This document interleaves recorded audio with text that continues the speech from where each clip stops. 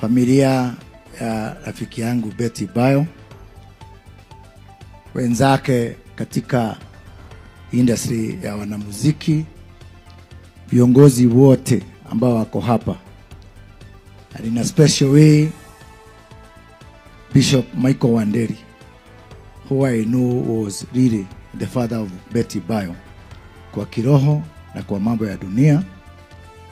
Hamjambo.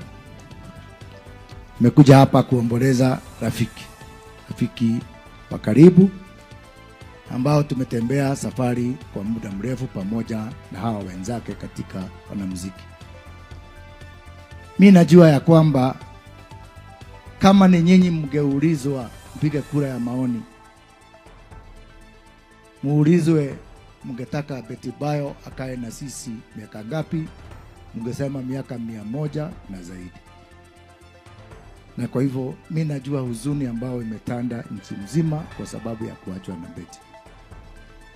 Lakini lazima tukumbuke ya kwamba hii safari si zote tutaenda, na tunaweza kuuliza Mungu maswali mengi. Mimi nawaomba tukue watu ambao hata muuliza Mungu maswali. Amuulize ni kwa nini Mungu amechukua mtoto mdogo, kwa sababu mtoto wa miaka